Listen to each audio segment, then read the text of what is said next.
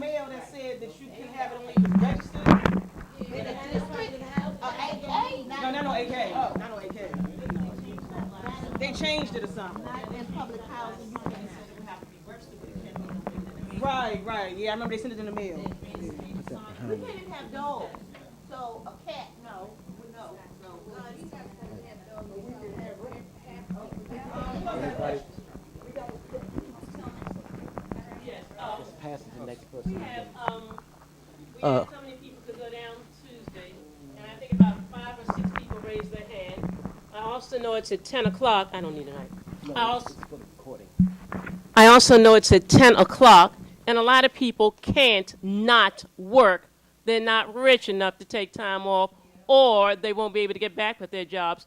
I'm wondering if we can just plan something for after work hours, see if we can get some sitters for after work hours, because with the amount of people that we're going to have showing up, it's not enough.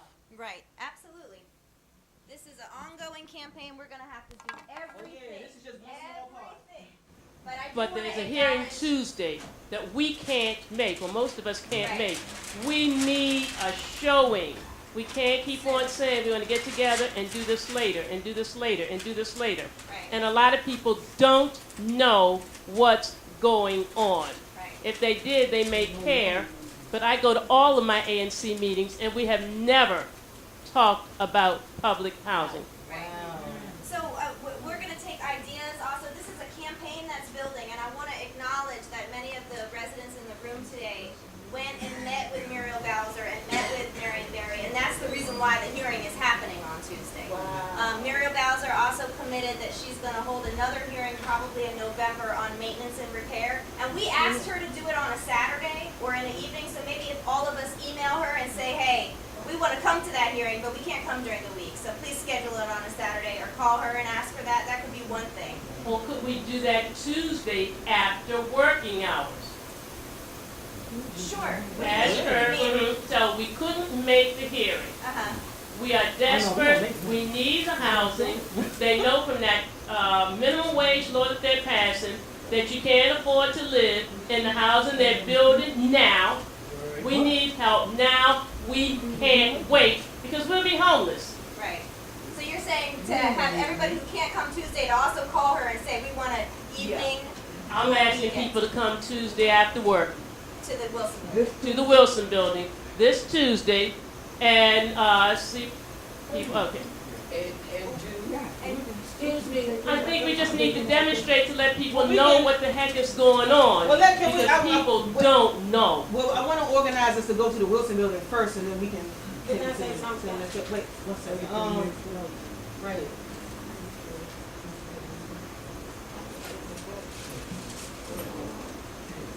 Thank you. Yeah, my name is Robert Warren once again, and I'm with a homeless advocate group called People Fairness Coalition.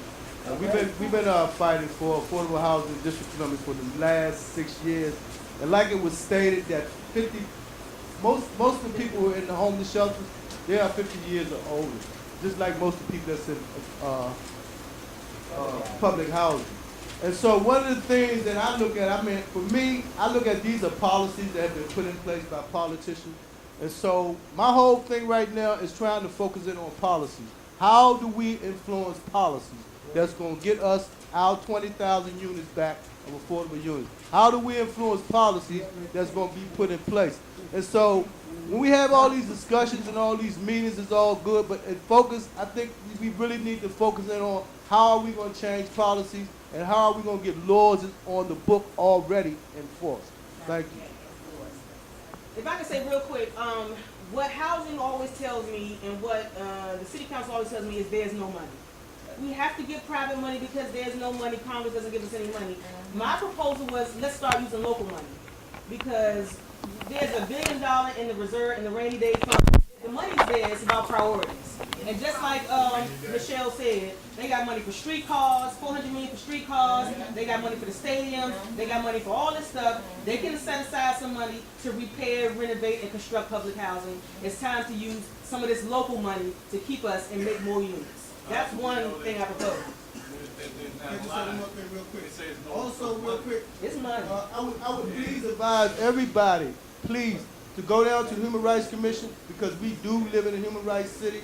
And the more complaints we file with the Human Rights Commission, that's the actual DC Attorney General looks at those complaints. If we file human rights complaints about housing and we're not getting the housing that we need in the city, then we're going to get that complaint. Eventually, they're going to have to address us in some form about housing being a human right. Thank you. Capon, Yeah, just a question. I'm actually going to make the hearing, but late. My question is, whoever's concerned about Barry Farm, can they address Mayor Bowser about the environmental toxins that the residents have been exposed to for the last 30, 40 years? My concern is that when Barry Farm is redeveloped and the people are dispersed, if the people is redeveloped and the people are dispersed, then the evidence that they've been, the toxins that they've been exposed to in the groundwater, also the materials used to build Barry Farm, will no longer be there as evidence. Neither will the people who are carrying evidence in their bodies. And so, just to point out that Barry Farm is surrounded by brownfield sites as well as Superfund sites. But St. Elizabeth alone, just the property adjacent to Barry Farm, relocated about 6 cubic tons of soil to a special landfill because the amount, the variability and the amount of environmental toxins. Barry Farm has been exposed to that for the last 40-something odd years. And so if somebody can address that issue. I can't. I mean, yeah, I know it's environmentally terrible. Miss E just said a whole lot of people died on her property. We had over 60-some people, and they rebuilt our community. You look around, you find people laying on the floor, mostly old people. They either die of cancer, respiratory problems, laying on the floor, 3 or 4 in the household. I went to houses, and these people, even they holler, is they old? Young people dying too. That's right. They have cancer. I'm a recovering cancer patient. I'm fighting like mad. We have all these people, 3 in one house, 5 here, and this is after we done moved back. Some of them died before, and some is happening. They are building these places up real quick, you know, and I think it's asbestos. And they will not do anything about it. We went everywhere. I think we would have enough funds for what people need. Can't hear you. I think we would have enough funds for people in the district if we could get some politicians on Capitol Hill and on the city council that don't have their hand in the cookie jar. Everybody got their hand in the cookie jar stealing money. That's why they can't get the funds. They say, well, we allocated this funds for this and that fund for that. But where is it? The politicians got it, building up their homes with it. That man in the back on Like college catch prize. but y'all had to reround that oil, that board wrapping around the chair like this. That's the argument.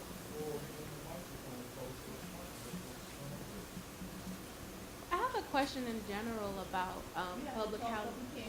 I'm sorry. I have a question in general about public housing units. Beyond Southeast, I mean, what's the need in the district? Because, you know, poverty is throughout all the wards in the district. And so what's the public housing need in all of the wards? Like, you know, yeah, or in all the quadrants, northwest, To get northeast. rid of the poverty pimps. We had poverty pimps that's pimping the poor. And Right. we need to get rid of them for us to go for. We Well, have to get- well, my question is, like, what's the actual need in the whole district? Like, beyond 20,000 units that I heard over here, like, how many units will we need to satisfy the housing needs for all people in the District of Columbia? I mean, well, if it's 70,000 families on the waiting list, I mean, we can just start with that number. And I think it should be, you know, I'm hearing like these new folks in Ward, they coming up saying, we tired of having all the affordable housing. We don't want any more affordable housing over here. We don't want no more no income, which offends me, because you're telling me you don't want people like me to live there. But it does, it should be spread out all over the city. I mean, you can put public housing everywhere. I mean, put it wherever.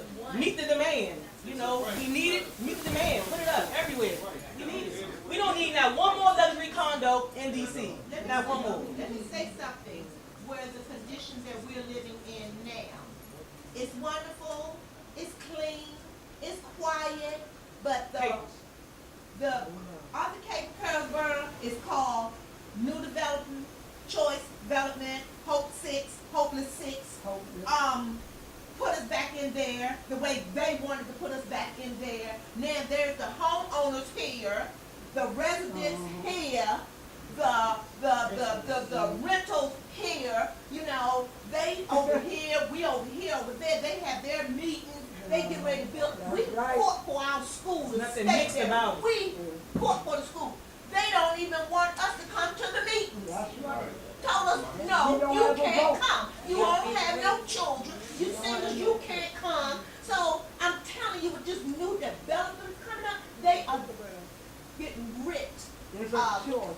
It's no choice for us. And I'm telling you, when they build these properties back up, say some choice, you don't have no choice. You don't even have a voice. You don't have nothing. And if you, and we as residents over there in Capron, Perlsborough, Newport, or whatever you want to call it, we had to make them let us have a meeting and give our residents some information that they needed down there. Oh, no, you can't do that. No. Oh, no, you can't come in here and have no meeting. No, you can't have no meeting. But guess what? We got it. We have our meetings every second Saturday of the month and give our residents some information. That information is powerful. So all this new development, it's about them. It ain't about us. Well, I like to say, first of all, I don't qualify to live in anywhere in the District of Columbia now. My income's $21,000.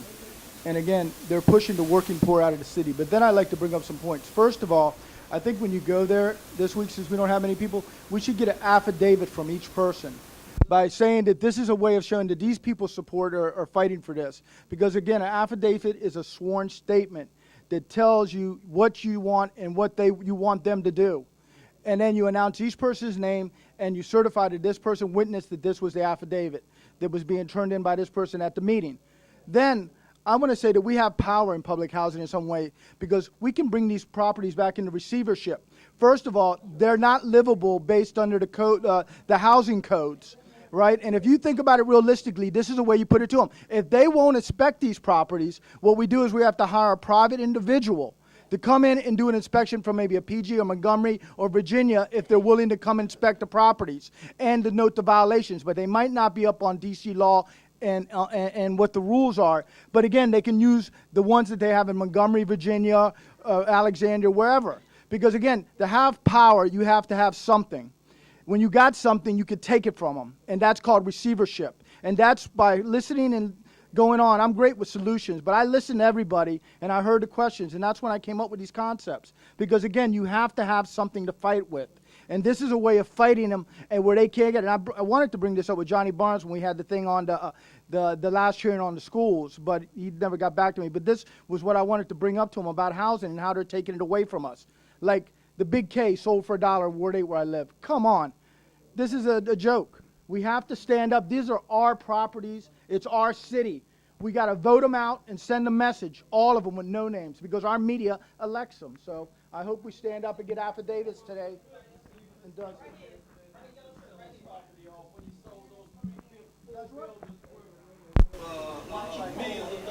We got time for 2 more comments, and then we got to talk about testimony. Who's gonna sign up? Go ahead. So, I do a lot of advocacy. I'm also a member of People's Spanish Coalition, some other advocacy groups, and I call myself one of the many here at DC Hope. And so I can give you guys like some context. I did some research into it. Like the New Communities Initiative is not an initiative on the books. It's actually a program actually tied to our Housing Production Trust Fund. So when any developer goes in there, they actually have access to our Housing Production Trust Fund. So that's just one part of it. You actually have people enticing neighborhoods against social services that are in the area. You had the director of Department of Human Services actually have a meeting with one of the ANCs about redeveloping that area over there by DC General. You got families here in housing, families here in a shelter, and you got this guy basically putting those factors against them. I'm just giving you, you know, more information into what is really going on. This is actually happening citywide to us. And You to know, piggyback so off of what he said about new communities, in your packet, I just want to point out we have an article written by a gentleman right here in the back. He's just observing, but he wrote an article about the New Communities Initiative and how none of the promises have been filled. No. He busts the story wide open. Here's the It's whole all thing. factual. It's the Here's the actual whole thing. facts. There's no myths. There's no I heard hearsay. This is facts. If you want to know exactly what the New Communities Initiative, they haven't fulfilled any promises, please read this article. And then there's also a timeline of one of the properties that they invaded on here too. So I suggest you read that as well. and I just want to say one more thing. Every development in this city has gone across one desk, and it's not the mayor, and it's not any others but one city councilman, and she has been perpetrating this gentrification the whole time. And I'ma say it, Muriel Bowser, Ward 4 chairperson of the Economic and Development Committee, and I'm not afraid to say it. She's been perpetrating the gentrification for years. So I say, stop her. For the blue shirt. While we passing the mic around, Oh, I just Diana? want to say one more thing. Even though we don't meet the meeting on Tuesday at 5, I'm going to be there because I'm one and I'm 5 people by myself. But you can always write an affidavit, like the man said about it, and pass it to Scott, and we'll tell your testimony right there. Right, Scott? And Yes, then, we will. you know, so it's no We excuse can't for read us it, not but to we can be hand it there. in. But that lady had excuses. She had issues. I've been there. I almost fell out in the meeting talking to that lady. She's not We're playing. talking about Bowser. She's not playing. I had to come up out of there with an anxiety attack 'cause I really couldn't take no more. You have to be up on your game when you go up in there and don't be talking about you ain't going and ain't nobody coming. If 5 people make it, that's the whole community right there. We can voice for y'all, but still write something. All right, It would be, like right now, our short-term goal is going to Wilson Building. Yeah. We need to have a long-term goal setting and going right around the Capitol Hill. Where the real business goes in. Definitely, it's a whole campaign. Every month, somebody's going down the Capitol Hill saying, this is happening here and this is happening here. I have never, since I've been living in the district, in the late 90s, heard anybody going before Congress about these issues about public housing. And I think we would have a strong fight if we get together and set a goal. We can't do it this year, but we need to set a 6-month goal that we will be at the house, and this is not gonna be no game.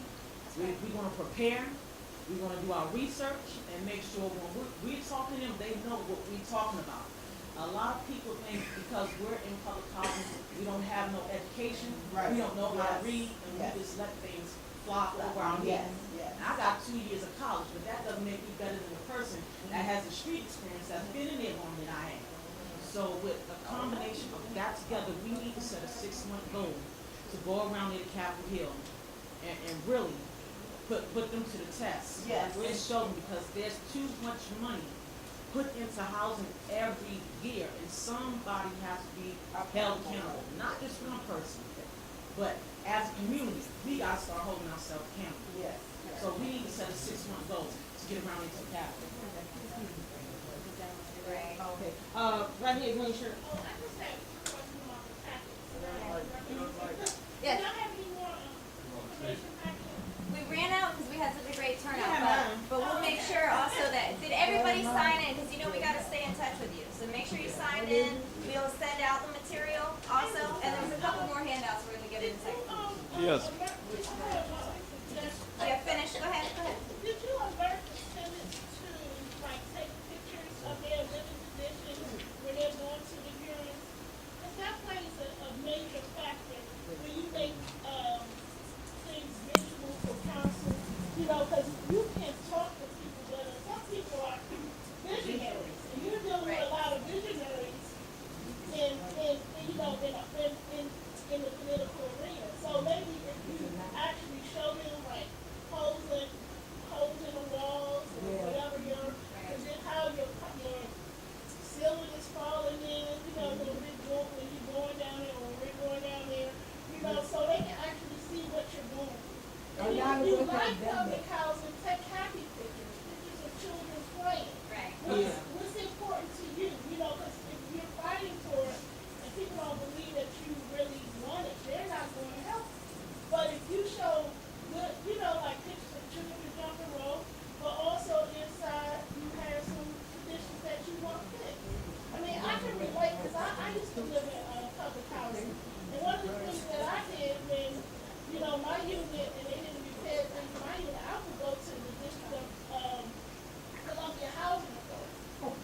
I do the study fix, and then this time we do this on our own. We stay down Live there. on our own, because these are temporary, settings.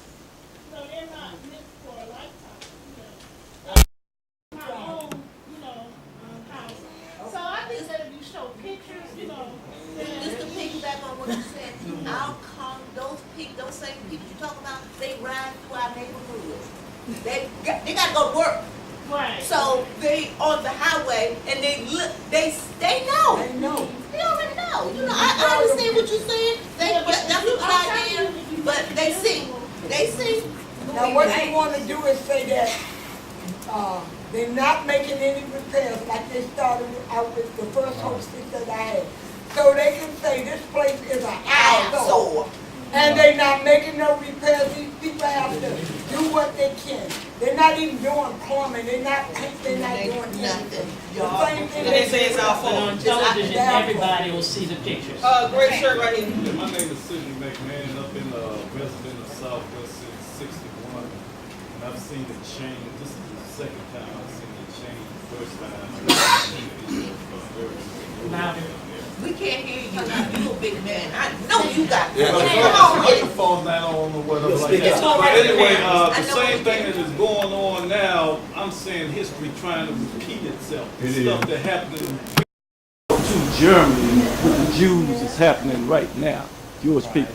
Yeah, you have people, they're being attacked on the economic front, no jobs, public housing issues, school issues, even entertainment. And you got developers coming in wanting to take over the Greenleaf projects or whatever like that, which is worth well over $1 billion. $1 billion because of where the location, the convenience of where it's at. My thing is, somebody's getting a kickback somewhere or whatever. I mean, if you look at the overall situation, who are the developers? They can't tell you who the developers is. And if people who get Social Security, welfare, or any other income will be able to afford houses, then I'm all for it. But why should they have to move in order to accommodate somebody else? That's exactly what we're saying. And if you don't fight for this, they taking your jobs. You don't have no jobs. You don't have no. They cut back on all kind of income or whatever like that. Recreation.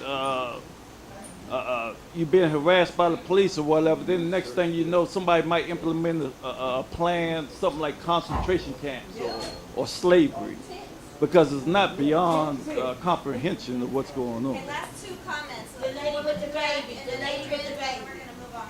Go ahead. I don't think I actually need it, but, It's for the recording. it's not for us, it's for them. Hi, my name is Nisa Harper, and I'm actually an Alexandria public housing resident. But I wanted to speak on what she touched on, and the gentleman and the lady right here, tying into with social media and the video. Like, he's just taking a video camera here. So for those who can't make it, or even the large amount of people here, could there be something where people speak into the microphone each time they leave, say their name, address, issue, where they live? And because our numbers change so much, and some of us do not have access to email, that would kind of be a steady supply of information. But also, you know how on YouTube they use for the gay community, when they want to send a message worldwide of it gets better, they would put different gay people out and they would say a message of hope. So even if some of the people can't make it, wherever you have like a group of people, you would get that person and maybe make that statement and then send that to whatever council member or ANC member. I'm learning a lot also, but it's just some thoughts. and I just want to say, Lisa reached out to me. She's an Alexandria public housing resident, and the same thing is happening in Alexandria. And she wanted to know, what can I do? What can I do? What can I do? So I applaud her for coming all the way from Alexandria to come here and figure out what she can do for public housing IDA. Okay, last comment. Hi, I'm just of the mindset of kind of doing for ourselves instead of worrying about the funding and hearing we don't have funding. Let's appeal to some of these Walmarts who have the money and get some private funding. Get private funding. Don't worry about the government money. I mean, It's our money. wait, hold on. So two things about Adrian's point. One is that we know that there's money because there's money for stadiums and everything else, and it's a matter of demand. But on the other hand, we, for Berry Farm, we were talking about shaming the city by coming up with our own plan. You know, for instance, we had an independent person come and evaluate the building to try to tell us, can't this thing be renovated instead of demolished? And then we were thinking to do our own work day, right? To get our own friends, not because we should have to, but because it helps educate the public that public housing residents do care. We have allies, we have friends, and if the city's gonna keep leaving us in the lurch, we're gonna make it happen. Okay, we're gonna move on to this hearing just real quick. So, raise your hand if you've ever testified at city council. Okay. And how many folks have, maybe you didn't testify, but you've been down to the Wilson building, you met with your city council person? Okay, we need more of us down there, right? On a regular basis, and that's part of what our campaign aims to do. They should be seeing the faces of public housing residents and their allies weekly, or a couple, every other week if not. We can visit, even if it's just a couple of us at a time. There's a role for everybody, and I heard a lot of great ideas around policy and budget and documenting conditions. That's what this campaign is about, right? So just quick things. Who's going to testify on Tuesday? Can you shout out your name? Please want you to sign up here so we can all go together. You want to write their names? Write the name. Robert, I heard. Who else? Yeah. Dinah Combs. Dinah? Okay. Who else? Who's going to testify on Tuesday or come out on Tuesday? Ms. E? I'm coming out. Michelle? Kimberly? You'll be there? What's your name? Deborah. Deborah? Ms. Randolph will be there? I'll be there. Mr. Payne. I know No. Mr. Payne. No, you don't have to be. Okay. Mr. Payne, I called. Put Mr. Sidney Payne? McMahon down there too. Sidney McMahon? Yeah, S-I-D-N-E-Y. Sir, your name? Michael Johnson? You know, you wanna go with us down there Tuesday from starter to early? Hey, Scott. We all get together out front. Any other people coming out on Tuesday? Deborah. Deborah Coleman? Yeah, I got Miss Coleman. What's Rob last name? What's Rob? Diane? Okay, so just very briefly, we are here to help you prepare your testimony if you'd like. Be there, testify. Okay, if you'd like. Because we ran out of time today, you just let Sky or I know. We'll set up a time. We can either come to you maybe tomorrow. I mean, not tomorrow, tomorrow or Monday. And I can help come you. tomorrow, Okay. whatever. And couple things about what to expect. Do you guys know where the Wilson building is? Yeah. Okay, where is it? 14th Pennsylvania, right? Right in front of Freedom Plaza, 1350 Pennsylvania Avenue. There's a flyer in your packet. If you didn't get a packet, there's a flyer here. How much time do you have when you testify? How many minutes do you have? You have 3 minutes if you're testifying. Hold on, folks, one at a time. 3 minutes if you're testifying as an individual. 5 minutes if you're testifying on behalf of an organization. So that could be your resident council or tenant association. Sometimes you can say your church or some other entity that you're part of, right? Who are you going to be testifying in front of?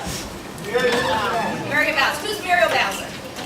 City Council for Economic Development. Okay, she's the chairwoman of this committee, right? What's the name of the committee? It's the Committee on Economic Development. For those of you who got packets, there is a sheet that shows you the pictures of all the council people and what committees they're on, okay? Now, there's other people on that committee. They may or may not be there, though. Sometimes they're not there. Muriel Bowser, what do we know about her? She's the councilwoman. Running for mayor. She's running for mayor. She's the councilwoman for Ward 4. She voted against the fair wage. She voted against the living wage bill, okay? She has a lot of developers giving her campaign money. Right.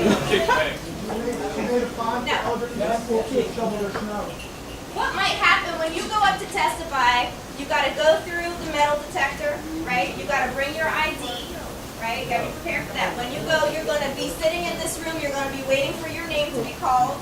If your name for some reason is not on the list, usually they'll let you testify at the end, right? The government witnesses are gonna be there too, meaning probably Adrian Todman, the Housing Authority will be there. What else? They go first. Usually, yeah, sometimes now, usually they make them go last. Sometimes they have them go first. And so we'll have to find out what the schedule is for Tuesday. And then one thing you should be aware of is sometimes it seems like they're not paying that much attention. So what do you do if Muriel Bowser starts talking to somebody else or gets a phone call in the middle of your testimony? Excuse me. Stop talking, say excuse me, stand up, right? This is your time.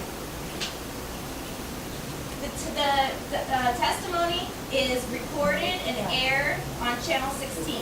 13. Okay, 13. You're not just talking to whoever's there. You're talking to the people of the District of Columbia who watches channel 13 sometimes. Okay, right? It's a really important tool to educate the rest of the city. Any other questions about testifying? I know that was a real quick. Is there any questions? Yes, sir. My concern is for individuals who cannot make it Yes. on Tuesday. Right. Can we, because I hear a lot of you planning, and I think it's really a we. Yes. We need to get out of there you expecting someone else to do what Exactly. we need to be doing. Right. And since we all have a concern to be here, Right. we need to stay together as a group because this is a long-term planning process. Right. It really is. So how about if we take this opportunity? So right now Sky's meeting with folks at Greenleaf regularly, folks at Berry Farm regularly, and what we're trying to do is pull together the citywide campaign. This Right. is the launch That's of it. that, okay? That's it. How often would folks be willing to meet? Are we talking once a month on a Saturday? Can we start setting a schedule? Can we set the next meeting? I think we should meet once a month, and out of that meeting, come up with different committees, identify what's going to happen throughout the month, and individuals can select and choose what can you participate during the month that's a part of it. That way, we always have someone everywhere without burning out everybody. Sure. So the first Saturday of November is what, the 2nd? Is it? Yes. Can we meet on November 2nd? Everybody got their contact I can. information on that sign and What shit. time of day do you guys like? You like this time? Same time of day. Like 2 o'clock? Okay, now we're gonna do our best to get a library or a space in Ward 7 or 8. However, this close to the time, they're usually booked. So if you have a community room at your development that we can use, let us know. Otherwise, we may end up having to go to Northwest to our office. But we need a free public space, so But help us find a space. we can book them. All we have to do is make sure we go ahead and book it. I If wanna we know- know that we're gonna do it, all we have to do is make sure we can book. We got 3, 4, 5 IU libraries that are meeting every 2 weeks. So you have Lockridge Library, you have Gregory Library, you have this one, you have Anacostia. Right, if they're still I mean, there's available, 5, is my 6 only of them point, that because you we can reserve this usually 2 months in advance just to get it now. Let me just say one thing. This is the only organization that I know of that is actively fighting for public housing. There's no, I mean, even these organizations that say they for the homeless coalitions and all that, I don't know what they do, but none of them are fighting for public housing. It's ignored. Nobody. So we gotta keep this going, y'all, because I live in it. We all live in it. Thousands of people live in it. We need it. I'm not going nowhere. Like who said I'm not going nowhere? Like Deborah said, I ain't going nowhere. I'm not. Okay, so, wait 1 second. So the meeting is Saturday, November 2nd, 2 p.m. We will call everybody as soon as we know the location. That means please make sure your number's on that list, okay? And email. Okay, and just to follow up on Sky's point, who's a member of Empower DC? Okay. What does that mean? Can somebody tell us, Diana, what does it mean to be a member? It means that you pay $10 a year, and you get to vote for the people who are on the board of directors, and you get to have a say in how the organization is run and operates. And you get a T-shirt. Right, and it shows the city that there's an organized group of people who are coming together from all across the city. We're working in Ivy City, we're working in, like I said, Berry Farm and Greenleaf, and we're working with the school. You heard about the school closure lawsuit? We're still fighting that. We're still fighting about the school closures. You heard about Ivy City and those buses? That was us too, okay? So we're trying to build power for us, for our community. We've been around 10 years now. If you haven't joined as a member, we hope you'll consider it. And on Saturday the 9th, we're actually having our annual meeting. It's going to be right here. See your packet. It's in your packet. And we're, yes, exactly. The Berry Farm Rec we fought for. So Saturday the 9th will be here for the annual meeting. We want you to be here. This is about you all. That's the reason why the organization exists. Just one last thing. We We don't take any government money. None. Okay, so you hear a lot of complaints about groups who take government money and then stop short of holding the government accountable. That's the reason why we don't take government money, okay? And that makes it even more critical that even if it's a $5 donation or a $20 donation, just to make copies and, make phone calls and all that, that's the way we use the money. Okay, Liz, you had something to say? Yeah, I just wanted to say, my organization is called Multimedia Training Institute. We are documenting today. This summer, our summer program was training young people in video, and we were covering the St. Elizabeth East and West Side, and then we were also covering Berry Farms, and people couldn't connect the dots to what was happening there. So it's very important. I found out talking to the mayor's office, on Congress, city council people, there's no one in official government capacity cares about public housing. We found that out. So organizations like Empower DC, if you have a resident council or tenant association, tie in with Empower DC, deal with the zoning, deal with affidavits, you can stop them cold. Whatever you're trying to do, you can't do it as an individual, but tie in with an organization, your resident council, find out civic association, ANC, anybody in your ward that's for public housing, tie them into Empower DC. Now you have organizations working, deal with the legal part of it, stop them cold. Thank you. She needs, I don't need that. Yes, you do. For the camera. I want to be on the camera. As we talk about actions and things that we can do, is it possible that here in the room, for those people who won't show, we're here now. Can we take the sign-in sheets of people who are here now and use that as our petition or our something? Can we use that as an action item for Tuesday to say these are the people that are in support of Empower DC initiatives? Can we get that consent from everybody? Yeah. Okay, well, how many want to do that? Yeah, you got my permission. Yeah. Unless the developers got some kind of. Not unless nothing. So that's we can use, since we have people here powerful. Okay.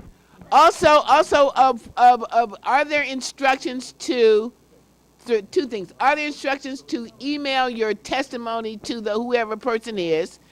And have Empower, have you all, sometimes they close that list for testimony. You got space so we can get on? Right, so all the names that we heard, we're going to send an email right after Okay. the meeting to get on the list. Okay. The flyer that's in your packet, or if you didn't have the packet, the purple flyer has the guy's email address on it. Okay. Sign up, or to send your written testimony if you can't make it, and okay. you want to just make a quick statement and send it to them. And usually they keep it open for a week. But like I said, Mirabelle's are committed to us. She's going to have a second hearing on maintenance and repair sometime in November. We don't have we don't have a date yet. Yeah, it's in email. And we So can add these days for the application for the second day. that's a good idea. For the thing you Yeah. promised us, these are people that will hold it to your promise. Okay, I like that. Thank But we you. don't just have to stop with those to them also. Right. We can go to the Senate Committee on Banking, Housing, and Urban Development. One of the things we're trying to do is pull together a package that shows the opposition to these redevelopments to give to HUD. And I agree with you, because we want the HUD to say, oh, we don't want to touch the District of Columbia. They got too much opposition, right? We'll give the money to somebody else. I like to bring up a point about the Senate part. Now, there's no more earmarks. Earmarks are being disguised now in budgets for organizations, just like the Republican senator from Kentucky got $3 billion for the water treatment in the dam. It goes to Army Corps of Engineers. But that money gets dispersed to the people that are going to gain profit out of that, which are the power companies, the water companies as such, which are going to turn around and bend us over for it. So you have to understand, money that's being put into programs is already designated who it's going to once it goes into that HUD or wherever. Because it's in the form of an earmark that HUD is going to send it out for the politicians that are written in the bills. So we have to take that very seriously and look at it at that aspect. Because again, earmarks are gone, but money is being directed into agencies, which is then designated to actual companies. So We're actually over time, so we're going to close it out. But let me close out one thing. Yes, go ahead. I just want to shout out the people that's on the ground. Yes. Michelle, Yes. we fought for the Berry Farms rep, and we won that. She stood up and got them made a stay. I'm going to shout out Greenleaf, Miss Deborah over here, Greenleaf.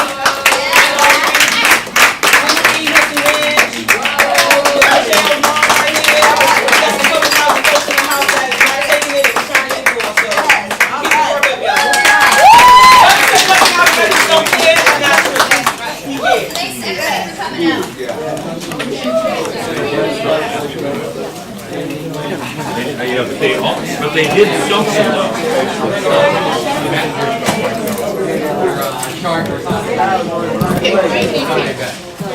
Kind of talk to, give me your name and your title, and then tell me about, again, how are you all making sure that you're at the table with what's going on, and how do you think the St. Elizabeth projects is impacting the ward in Berry Farm?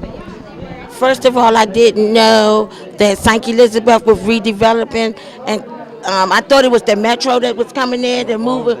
Okay, so now that I see that it is a development, okay, now that I see that it is a redevelopment, what I'm doing now is getting petition signed for Berry Farm residents, and not only that, I'm getting, then after we do the petition for the Berry Farm residents, we are going to the whole Ward 8 and start getting petitions, and that way we can sit there and give that to the developers and the organizers and let them know that we're not standing for this, and that the apartments, the houses that you're building, you need to put the people that's already in public housing in there first before you go around and try to pass them out to people that have more income than we do. They're saying they're going to have mixed development up at St. Elizabeth, and it's going to be affordable housing market prices. But kind of talk about what does that mean, mixed development. And it's very important, as I said, development's going to happen. You just need to be at the table. And what are you all doing in Berry Farms to make sure the developers coming in there are going to do what you asked to be done?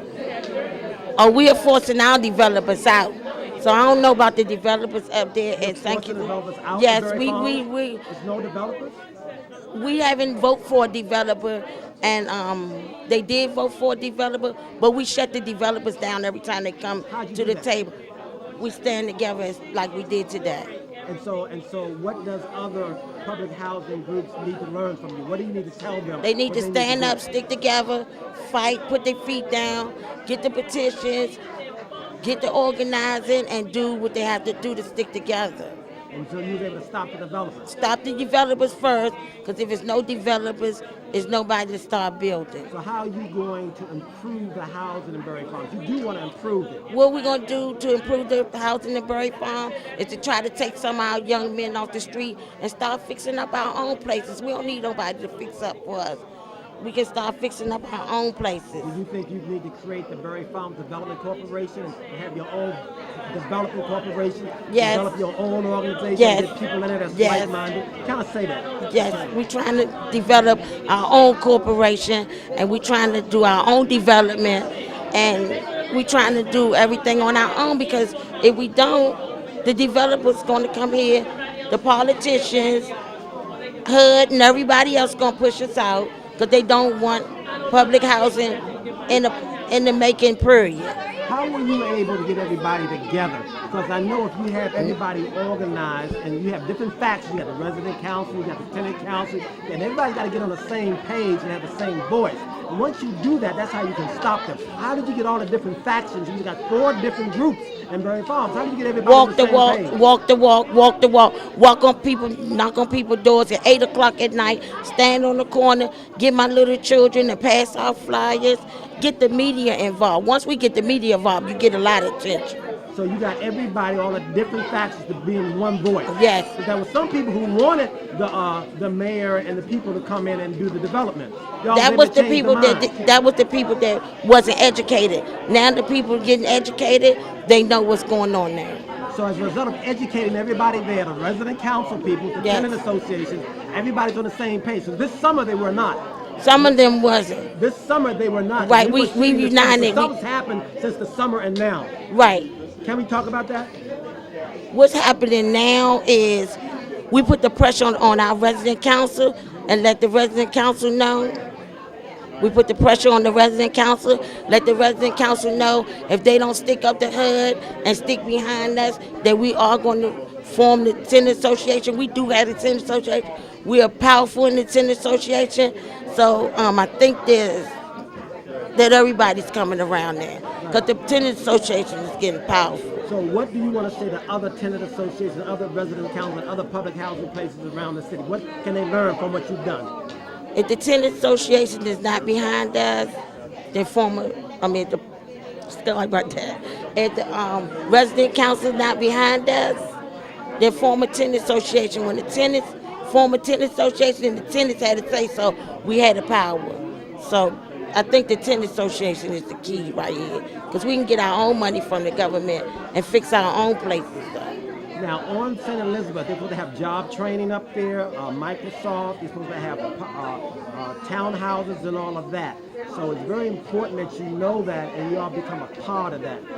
So can you kind of speak on the need for you to advocate? We could go anywhere in the district and get training.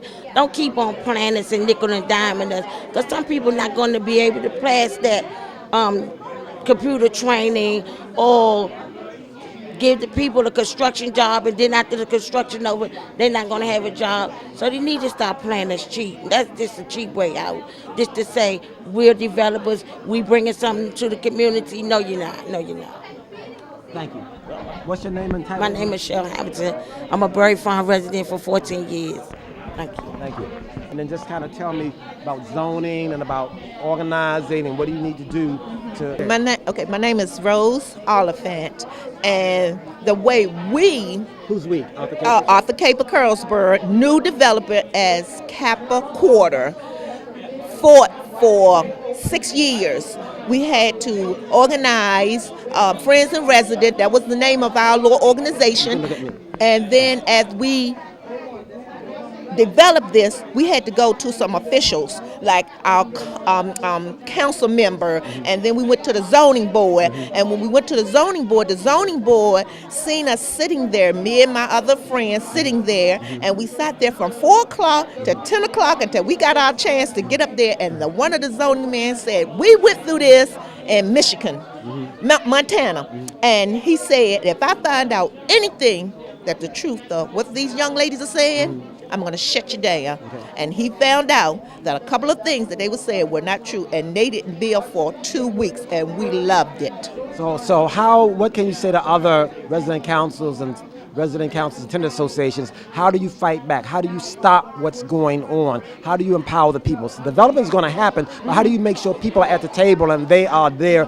making a decision about how the develop happens? It's about faces. It's about people. It's about bodies being there in their faces, making them accountable for what we told them, what they said that they were going to do for us before they got into the chair. And if they did what they supposed to do, all this environment stuff would not be happening. They would not be turning out low income, because people have to work. I have 2 jobs.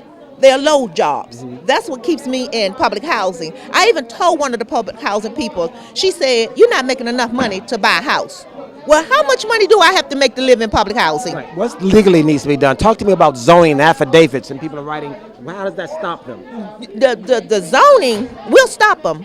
Affidavits will stop them too, but you have to have more than one. You got to have at least maybe 25, 30, and they have to talk about the same thing. Low income, working poor, and disabled and handicapped people need somewhere to live in the District of Columbia. Matter of fact, the whole United States, because the whole United States is going through this. Thank you very much. And you're welcome. God bless you. About the people around you, and whether they are there for you, because of you, or your what? Money. Ask anybody with money. So if 85% of all the joy and satisfaction will come from your interactions with other people, if that's what all the joy is, and successful people know this, then spend more time working on cultivating, nurturing, and developing your relationships. Effective people, there's a Harvard study that says effective people spend about 14% of their time working on cultivating, nurturing, and developing relationships at work, at home, and in the community. But successful people, people with the top rungs of every ladder in America, regardless of color, spend 54% of their time working on cultivating, nurturing, and developing relationships at work, at home, and in the community. I spend more than 60% of my time working on relationships. And I travel 250,000 miles a year. I'm on the road 25 days a month. The last 18 months, I've been in 174 different cities. But I spent 60% of my time working on relationships. How much time do you spend working on cultivating, nurturing, and developing your relationships?